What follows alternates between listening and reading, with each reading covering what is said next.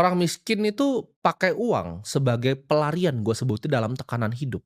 Jadi ketika hidup dia dianggap stres, dianggap sulit, uang itu jadi dijadikan pelarian. Oh boleh dong saya self reward, oh boleh dong saya belanjain diri ke saya sendiri, saya pengen deh belanja sepatu yang saya pengen deh belanja tas yang saya pengen deh belanja baju yang saya udah impi-impikan buat saya pamerin di temen lu yang sebenarnya nggak peduli dan malamnya mereka semua udah lupa sama tas baru lu itu. Nggak ada yang peduli.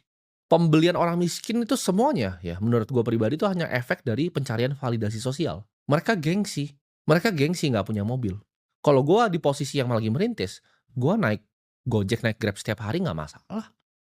Gue tidak punya gengsi, zaman gue masih jadi wedding organizer, gue keliling-keliling jadi agen properti, gue naik ojek biasa aja gitu. Kalau perlu ke Jakarta, naik Transjakarta nggak masalah, gengsi di mana? Uang gue ratusan juta waktu itu naik Transjakarta. Ya.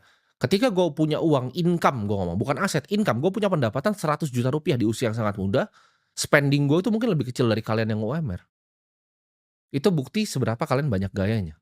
Karena dari sekian 100 juta yang gue bikin nih, 97 juta, 98 juta kalau bisa, itu gue pakai, gue tanam gitu.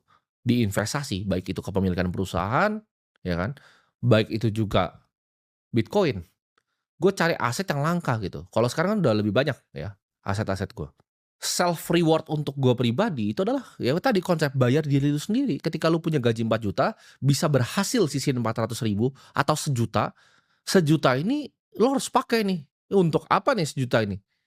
Jangan sembarangan lu pakai cuman untuk belanja hal-hal yang nggak penting. Jangan dipakai bahkan untuk cuman cicilan untuk lu pamer punya handphone bagus. Self reward gue apa? Self reward gue tadi, gue punya kepemilikan dari perusahaan, gue punya aset yang langka dan diinginkan banyak orang. Itu self reward gue, sampai detik ini. Kan kalian mungkin pikir, "Oh tapi kan lu punya banyak barang-barang mewah."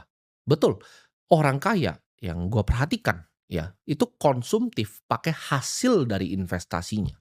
Jadi bibitnya dia tanam, jadi pohonnya rindang, buahnya diambil dia makan.